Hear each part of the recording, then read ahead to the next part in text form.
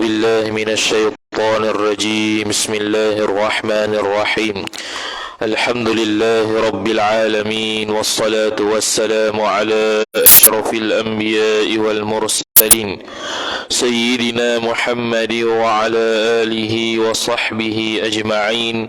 سبحانك لا علم لنا إلا ما علمتنا إنك أنت العليم الحكيم. ولا حول ولا قوة إلا بالله العلي العظيم. رب اشرح لي صدري ويسر لي أمري واحلل عقدة من لساني يفقه قولي وسدد لساني واهد قلبي بحق نبيك محمد صلى الله عليه وسلم. اللهم أغننا بالعلم وزينا بالحلم وأكرمنا بالتقوى وجملنا بالعافية. نوينا التعلم والتعليم والتذكر والتذكير والنفع والانتفاع والإفادة والاستفادة والحث على التمسك بكتاب الله وسنة رسوله صلى الله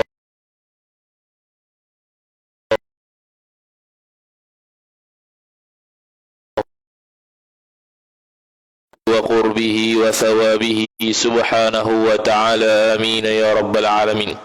Kitab Ad-Durrul Thamin, muka surat 43 baris 14 daripada bawah.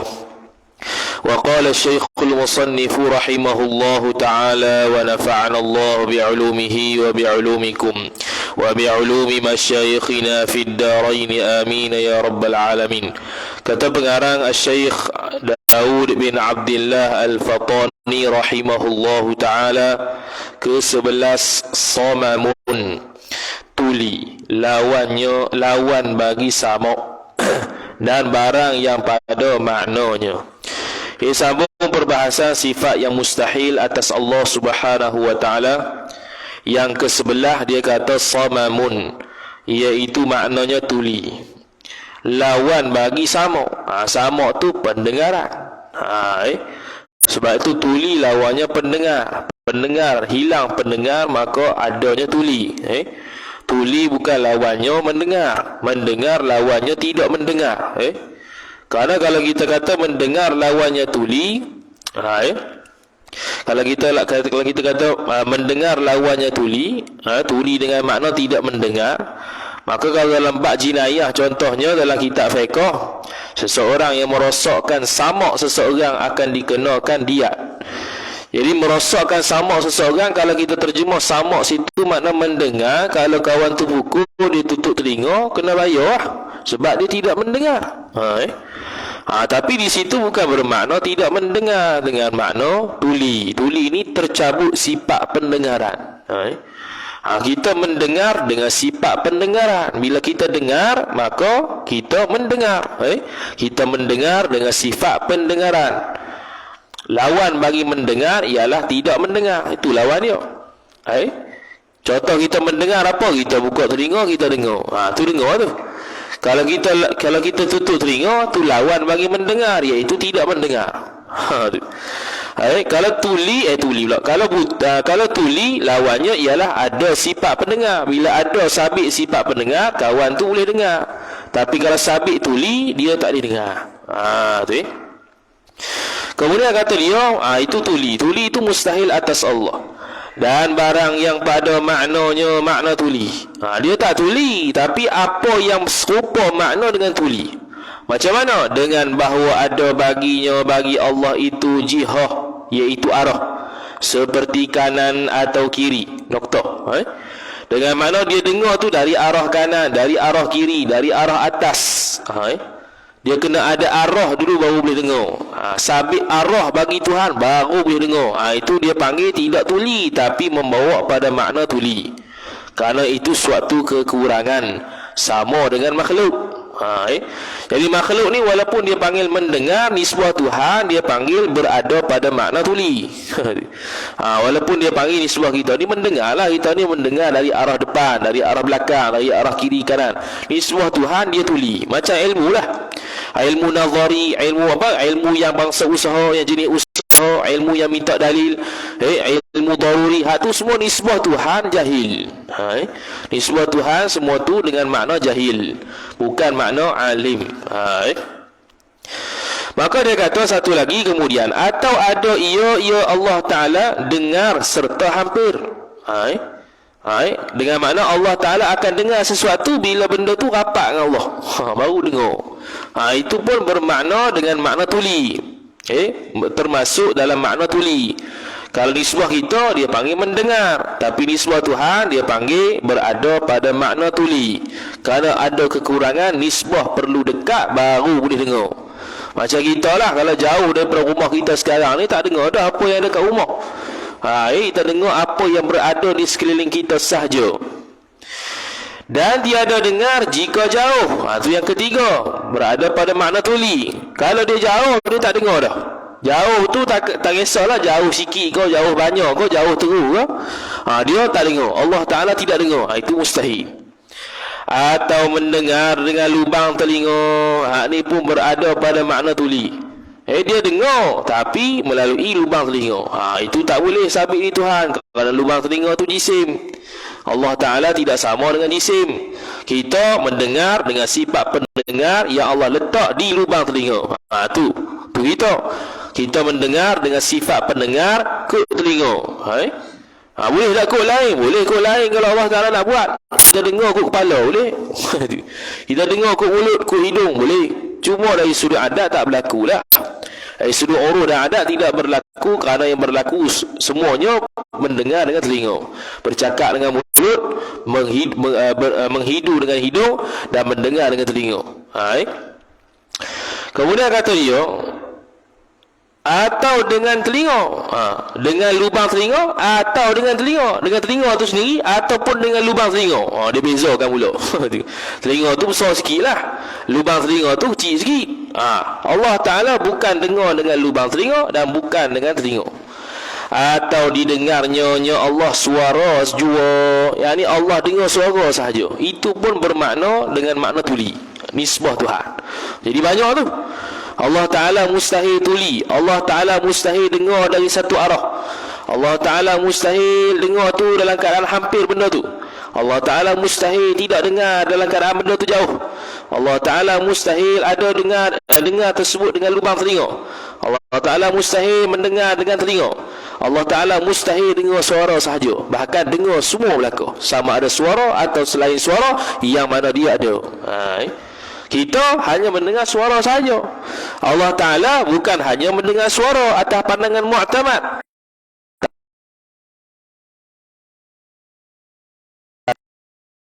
mendengar yang bukan suara tapi dia ada. Contoh dia kita, Allah Ta'ala melihat kita, Allah Ta'ala mendengar zat kita. Bukan dengar suara zat kita, mendengar kita lah.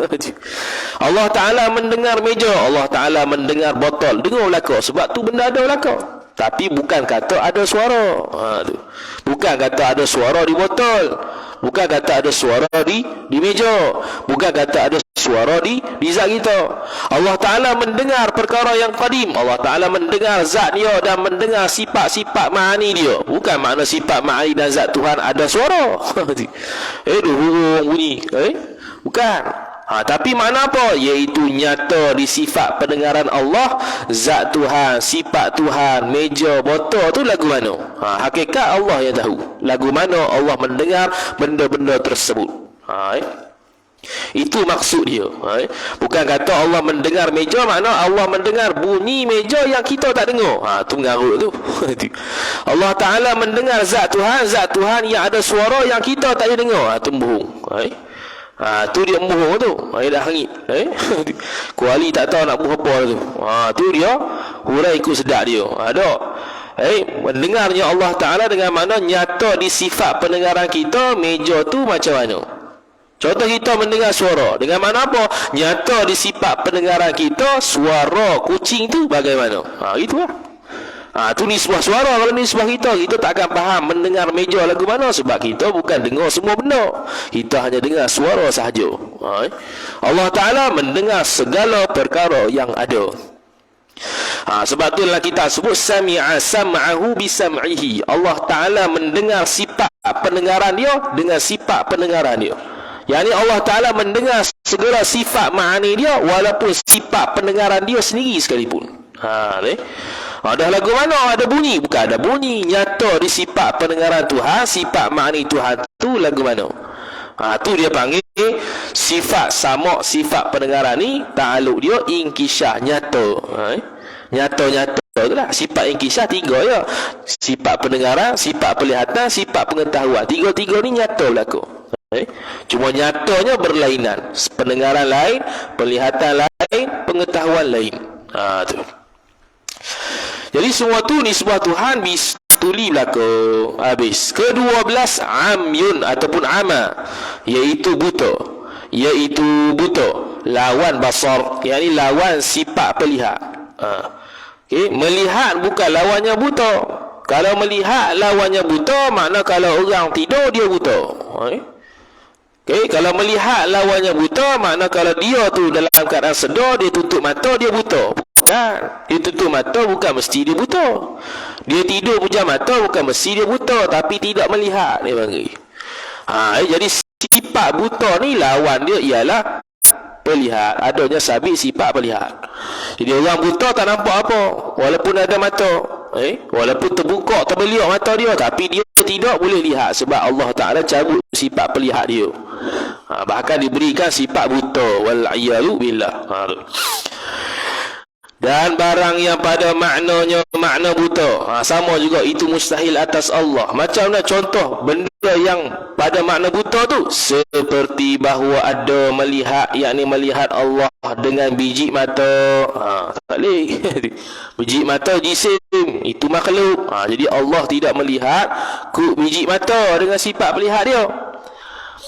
Dan juga atau dengan kelopak mata. Kelopak tu bukan kelompat. Kelopak mata. Allah Ta'ala bukan lihat dengan kelopak mata, bukan. Atau memandang akan dia, akan sesuatu itu oleh kelam. Dengan makna Allah Ta'ala itu bukannya tengok benda yang gelap-gelap tak. Bukannya tak nampak kalau duduk depan gelap. Kalau gelap tu tak nampak, tidak. Allah nampak juga.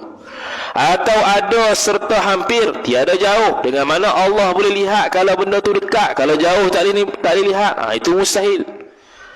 Dan tiada sangat hampir, yakni tiada boleh juga melihat benda yang sangat hampir. Itu pun mustahil. Allah Ta'ala lihat semua benda, sama ada sangat hampir kau tak sangat hampir kau. Itu semua Allah Ta'ala lihat berlaku. Kalau nisbah kita jauh tak nampak, dekat nampak, sangat dekat tak nampak juga. Cuba tengok, cuba kita letak kitab tu depan mata gini, agak-agak boleh baca? Tak boleh baca. Tu sangat dekat tu. Jadi Allah Ta'ala tak sabit dengan jarak dekat, jauh, sangat dekat, sangat jauh, tak ada. Semua Allah Ta'ala lihat berlaku. Lihat mana apa? Dengan mana nyata di sifat penglihatan Allah benda yang dilihat. Sifat penglihatan Allah sama macam sifat pendengaran Allah Ta'ala. Dia melihat segala benda yang ada, sama ada suara ataupun bukan suara. Allah melihat suara dan Allah melihat bukan suara yang mesti ada. Allah melihat zat dia, Allah melihat sifat ma'ani dia, kerana dua-dua tu ada. Allah melihat suara dan mendengar suara, kerana suara itu ada. Allah melihat meja dan mendengar meja, kerana meja itu ada. Allah melihat dan mendengar suara kerana Allah melihat dan mendengar warna, kerana warna itu ada. Semua tu Allah lihat berlaku. Jadi lawan bagi sifat pelihat buta, itu mustahil. Dan apa yang membawa kepada makna buta? Jadi Allah Ta'ala melihat bukan dengan biji mata dan bukan biji mata dalam kitab Aqidatul Najim. Sebab nak kata apa? Nak kata Allah Ta'ala melihat dengan sifat pelihat tanpa ada wasilah, tanpa ada alat. Ke-13 tiada sangat habis. Atau dilihat akan zat, tiada sifat. Tu yang terakhir. Atau dilihat, yakni melihat oleh Allah akan satu zat, tiada sifat. Dengan makna Allah Ta'ala hanya melihat zat saja, sifat dia tak boleh tengok. Sifat yang ada dia tak boleh tengok. Itu pun mustahil.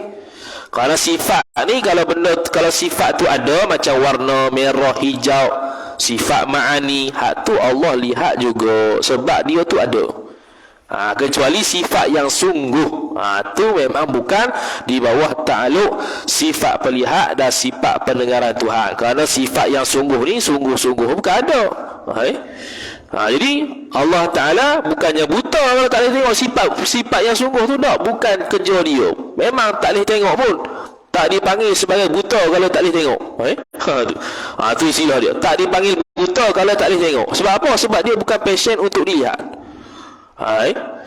Macam kita katalah Ultraman dekat belakang surau Jati. Adakah kita tak tahu Ultraman di belakang surau Jati ni dia panggil jahil? Tak panggil jahil sebab tak ada sungguh. Dia memang tak ada sungguh Ultraman. Kita pun kata, kamu tak tahu ke Ultraman di belakang surau ni? Tak tahulah. Dah jahil ke? Tak jahil. Tapi dia panggil bukan jenis untuk diketahui. Memang tak ada sungguh Ultraman tu. Tak dipanggil jahil kita ni kalau tak tahu Ultraman di belakang surau Jati. Yang dipanggil jahil bila benda tu dia boleh tahu, lepas tu tak tahu. Tu baru panggil jahil.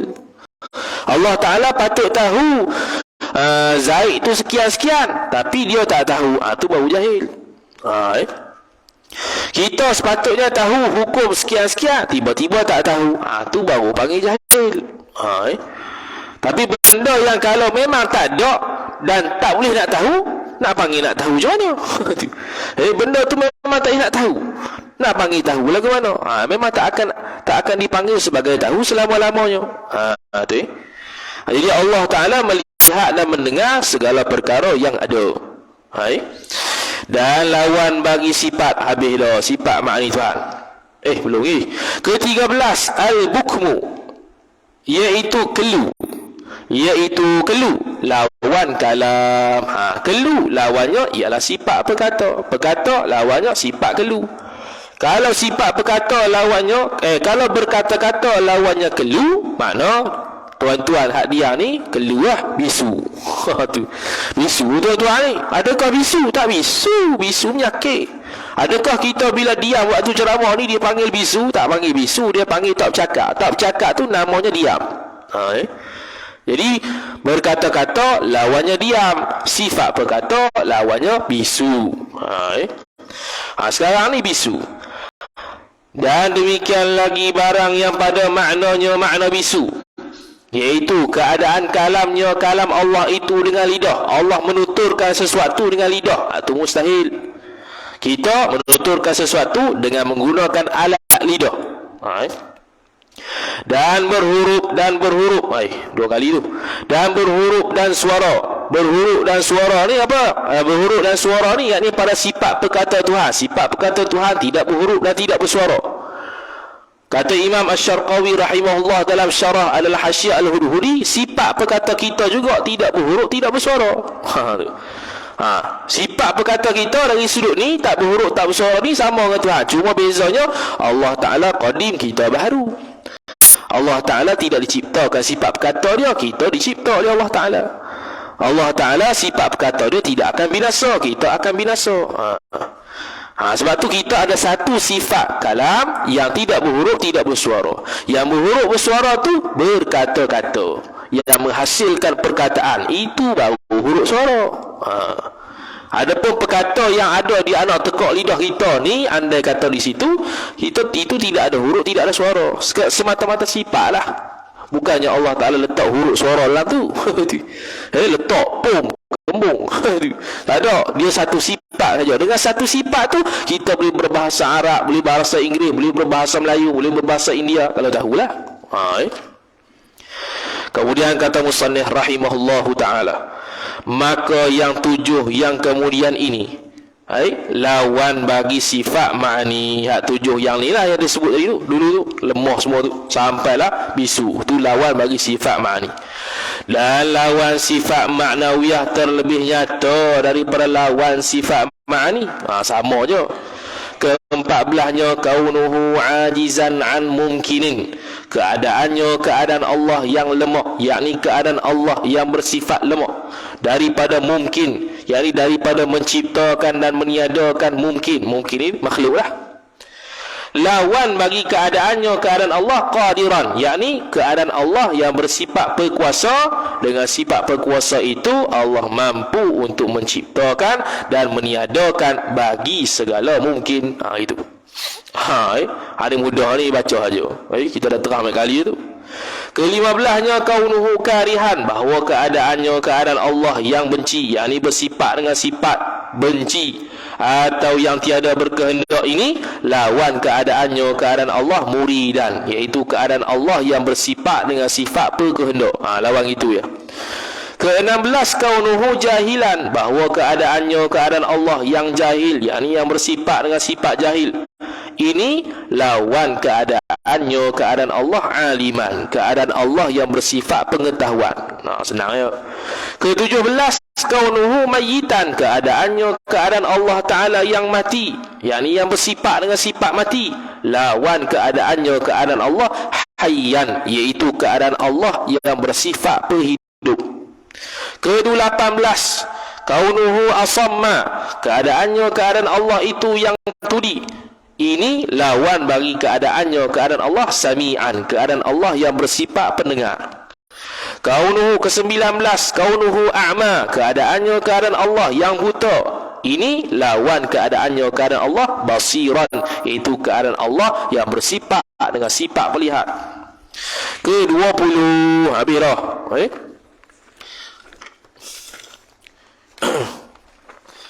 Ke-20-nya ialah kaunuhu abkama, keadaannya keadaan Allah yang kelu, yakni keadaan Allah yang bersifat dengan sifat kelu. Ini lawan keadaannya keadaan Allah mutakalliman, iaitu keadaan Allah yang bersifat dengan sifat berkata. Noktah. Habis dah round kedua. Round pertama sifat wajib habis. Round kedua sifat mustahil habis. Lepas ni akan datang dalil pula. Dia mari balik daripada sifat wujud. Ni round ketiga basuh lah. Macam basuh baju lah. Sunat meniga dia panggil. Bukan basuh sekali, basuh 3 kali. Ni akidah pun dia basuh 3 kali. Ikut cara Ummul Barahim. Pertamanya wajib sifat Tuhan, sifat yang wajib bagi Allah. Round kedua sifat mustahil bagi Allah untuk kita nafi. Round ketiga dalil pula. Ni round ketiga akan datang. Tak habis. Lepas tu dia kata inilah hak tadi ni lawan sifat maknawiyah yang 7 pula noktah. Maka dengan dia dengan 20 sifat yang mustahil ni sempurnalah 20 yang mustahilkan. Maka dengan dialah dengan sifat maknawiyah, lawan sifat maknawiyah ni sempurnalah 20 yang mustahil bagi Tuhan kita Jalla wa Azza. Bukan sempurna sini mana Allah Ta'ala bersifat dengan benda mustahil. Bukan untuk kita nafi. Hak wajib pada Tuhan dulu sudah selesai. Itu untuk sabit, untuk kita i'tiqad.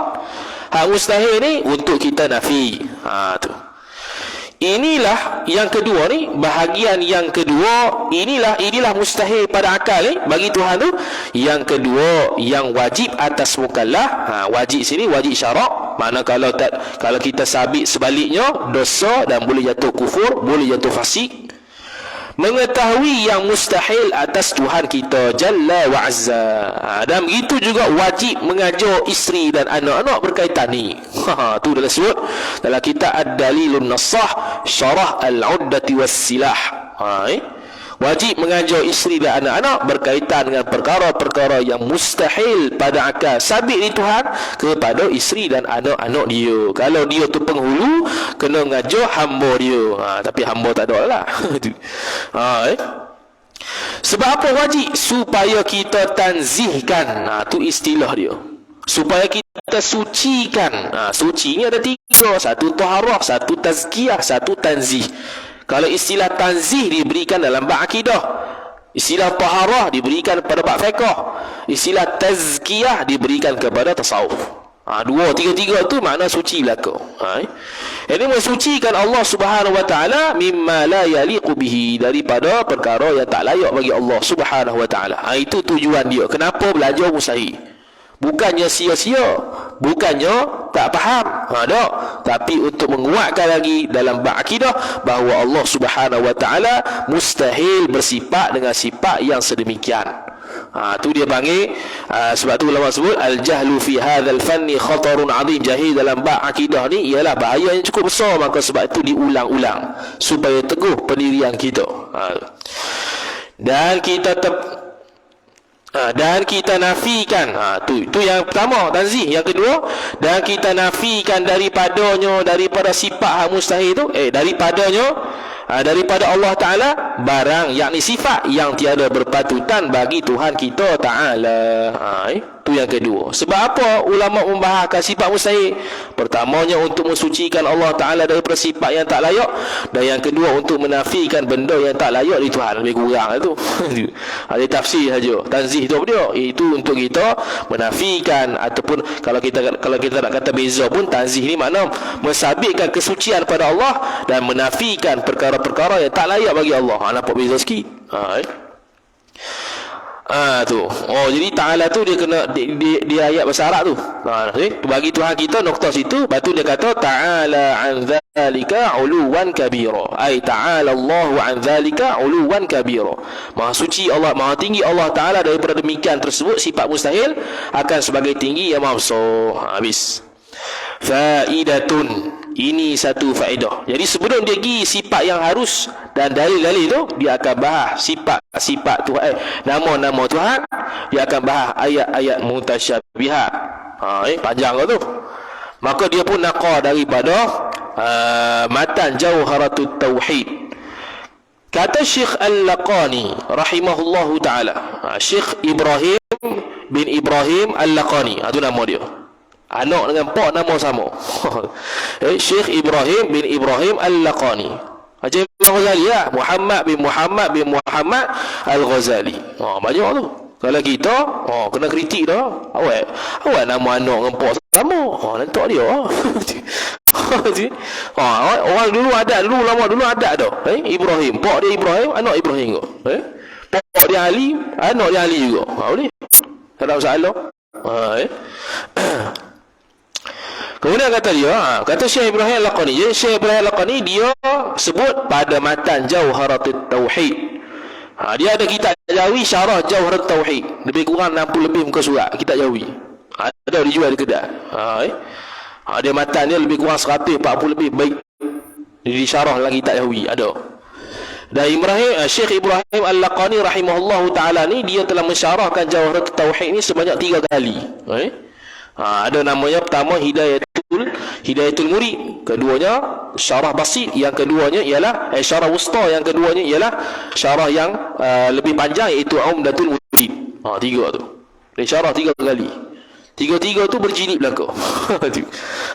Tak ringkas-ringkas, dia berjilid-jilid, payah. Kata dia, wa indana asma'uhul azimah kada sifatu dzatihi qadimah.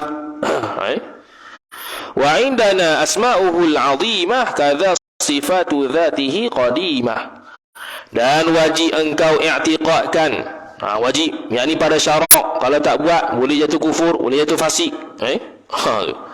Wajib engkau i'tiqadkan segala mukallaf. Bila dia seru mukallaf ni orang baligh, orang berakal, orang yang sampai Islam, dan orang yang sempurna panca indera mata ataupun telinganya sahaja.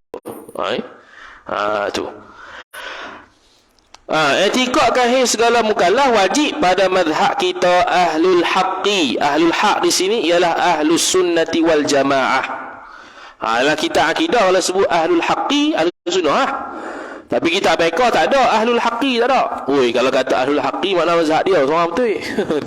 Hal ni salah belaka. Tak ada. Dalam kitab mereka dia akan sebut mazhab Hanbali, mazhab Syafi'i, mazhab Maliki dan mazhab Hanafi. Dia tak akan sebut mazhab ahlul haqqi. Kalau bila kata mazhab ahlul haqqi makna mazhab dia yang paling betul. Dalam bab akidah memang satu mazhab yang betul. Ahlus sunnah jamaah, hal ni semua bohong. Hal ni semua sesat. Dia kata, wajib i'tiqad apa? Segala nama Allah yang maha besar, lagi maha suci, maka dikehendaki. Habis. Dia wajib i'tiqad kata nama Allah Ta'ala itu maha besar, lagi pula maha suci. Nokta.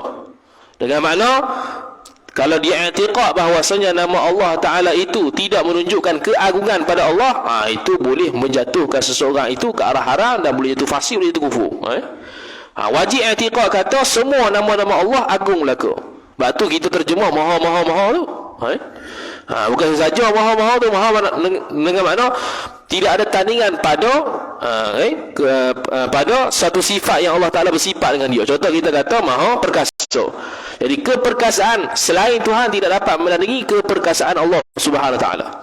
Maha mengetahui dengan makna pengetahuan selain Tuhan tidak dapat mengatasi pengetahuan Allah Subhanahu Wa Ta'ala. Diletakkan dengan lafaz maha. Kata dia, dan wajib maka dikehendaki dengan nama di sini ialah barang yang menunjukkan atas semata-mata zat. Apa tu nama-nama tu apa? Iaitu benda yang menunjukkan atas semata-mata zat. Semata-mata zat, contoh kita kata ni zat. Ni panggil apa zat ni? Dia panggil botol. Tu nama tu. Ni zat ni dia panggil apa? Dia panggil kotak tisu. Ni zat ni dia panggil apa? Dia panggil tag. Ikutlah mana-mana kita tunjuk barang tu mesti ada nama. Itu maksud nama. Nama pun ada maksud juga. Supaya jelas apa itu nama. Diri kita ni kita tunjuk pada diri kita ni, zat kita ni. Mesti ada nama. Seperti Allah. Itu contoh nama. Iaitu Allah tu nama yang menunjukkan ia nama atas zat yang wajibil wujud.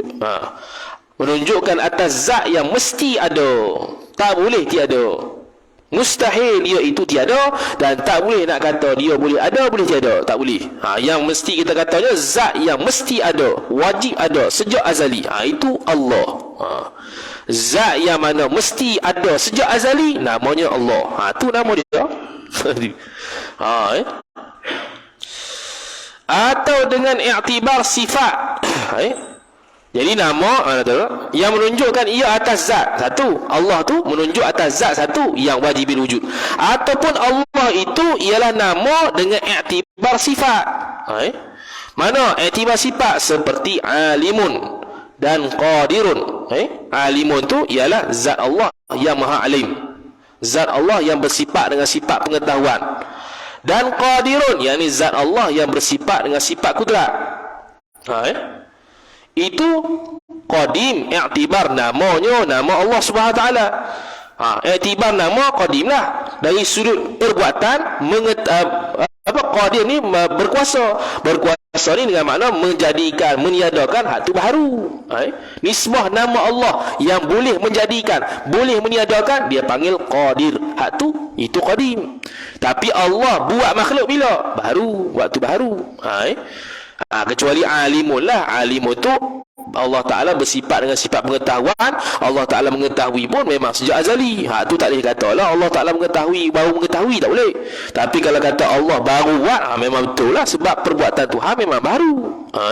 Tapi nisbah nama qadirun pada Allah memang sejak azali. Allah Ta'ala berkuasa. Allah Ta'ala berkuasa dengan mana apa? Allah Ta'ala boleh buat makhluk, boleh tidak buat makhluk. Nama Allah itu namanya Qadir. Di sini Syekh Ibn Taymiyah rahimahullahu ta'ala tersilap.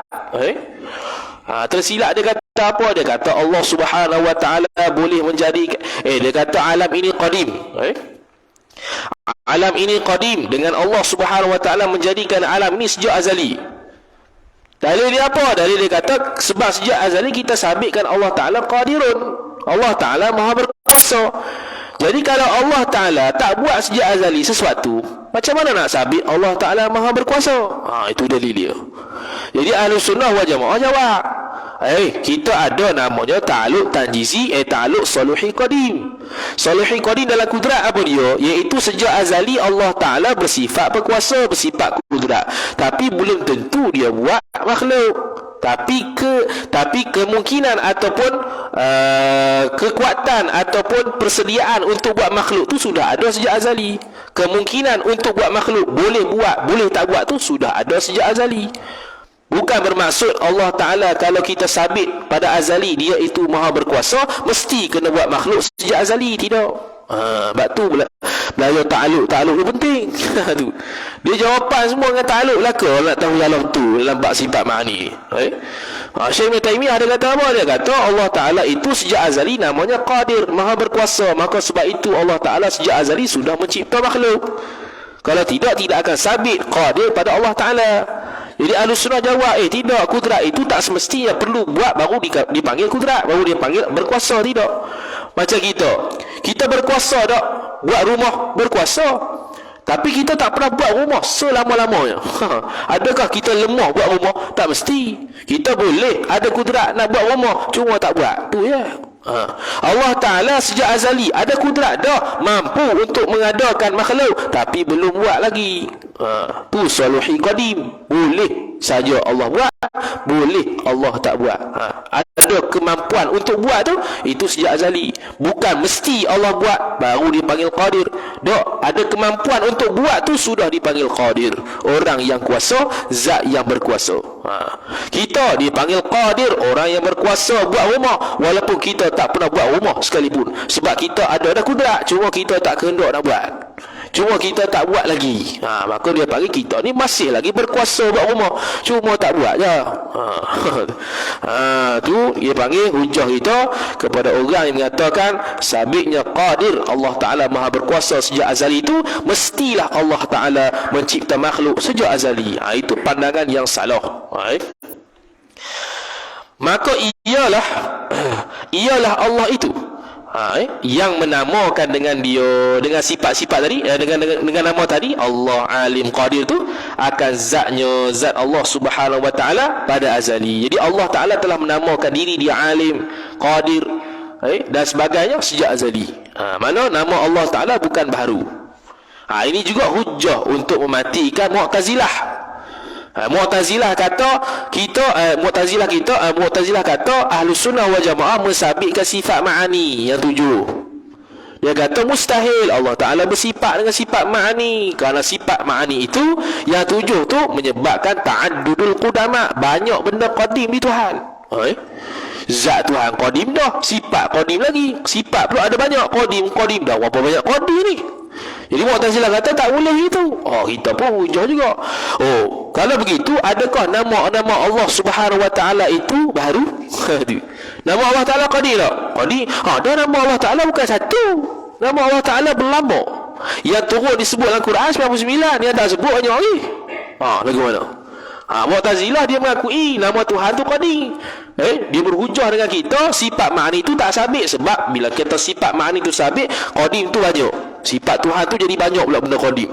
Kita hujah semula, dah nama Allah Ta'ala yang kamu kata Qadim tu, adakah dia Qadim atau baru? Qadim. Ada Qadim. Nama Allah Ta'ala bukannya satu, nama Allah Ta'ala banyak. Sifat ma'ani banyak juga. Yang tak bolehnya ialah zat yang banyak. Zat banyak yang qadim, itu yang tak boleh. Tapi kalau zat satu, sifat bagi zat itu yang banyak, tu tak ada masalah. Tu dia panggil benda-benda yang kadang-kadang nampak macam tak ada apa, nanti akan datang orang timbul syubhat, ceramah dan sebagainya, baru kita nak guna pakai. Sekarang tak nampak apa ya, nampak macam tak ada apa. Relax. Mari isu orang mengajar baru tahu. Kemudian demikian lagi segala sifat yang berdiri dengan zatnya zat Allah. Berdiri mana ada? Seperti sifat ma'ani yang 7 dahulu, itu pun qadim. Nama Allah qadim, sifat hak 7 yang kita faham makni kudrat iradah ilmu sampailah kalam tu pun qadim.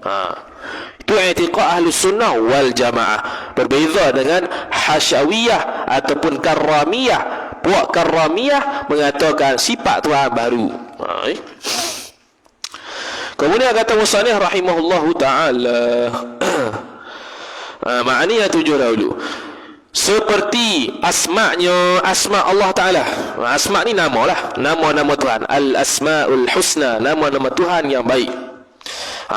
Jadi nama Allah Ta'ala Qadim, sifat Tuhan pun Qadim.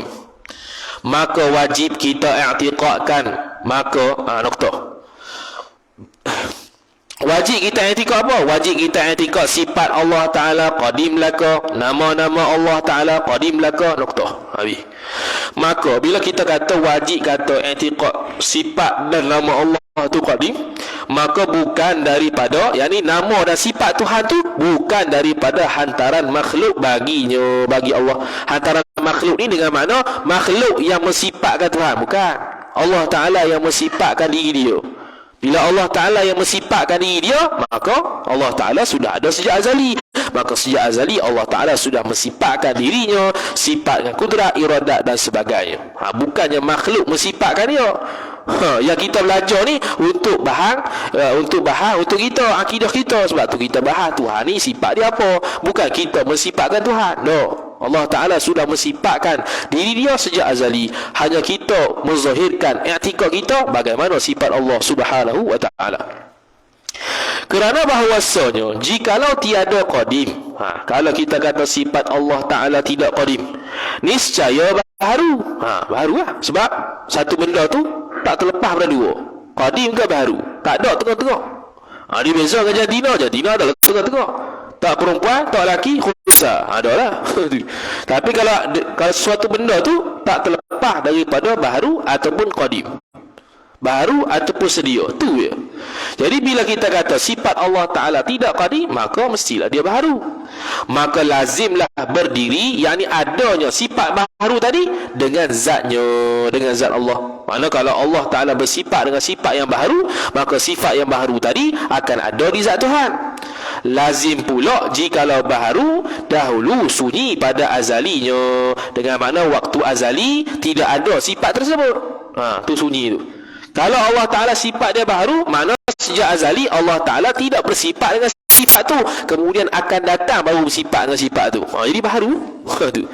Jadi sifat Tuhan tidak boleh baharu. Mesti qadim. Kalau tidak qadim, dia akan jadi baharu. Bila baharu sifat Tuhan, sifat tu akan ada di zat Tuhan.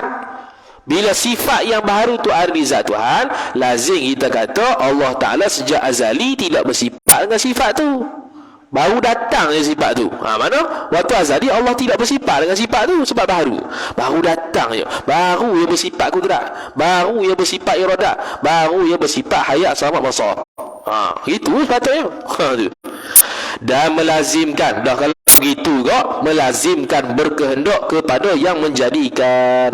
Nak berkehendak kepada orang lain yang menciptakan sifat Tuhan, letak di Tuhan. Jadi benda tu mustahil lah. Tu cara ulama kita bawa cara berhujah daripada nak kata sifat Tuhan ni kalau baru jadi apa? Sifat Tuhan kalau tak qadim jadi apa? Kalau tak qadim dia baru. Dan kalau baru sifat tu ada di Tuhan. Kalau sifat tu ada di Tuhan, lagi pula baru sifat tersebut, maka sejak azali Allah Ta'ala tidak bersifat dengan sifat tu. Baru bersifat je lah. Dah bila kata baru bersifat, mesti ada orang yang meletakkan sifat tu di Tuhan. Jadi benda tu mustahil. Maka dia kata, dan iaitu berkehendak kepada yang menjadikan, itu mustahil. Sebab apa? Kerana menafikan kaya akan sebagai kaya yang mutlak. Kaya Allah mutlak. Kaya sini bukan banyak duit. Kaya sini mana tak berhajat kepada makhluk langsung. Jadi ternafilah tak berhajatnya Allah kepada makhluk langsung, sebab dia berhajat kepada orang lain untuk memberikan sifat tersebut. Itu mustahil. Yang naknya apa? Yang naknya Allah Subhanahu wa Ta'ala tidak berhajat langsung pada orang lain untuk meletakkan sifat dia. Bahkan sejak azali Allah sudah bersifat dengan sifat tersebut. Tu.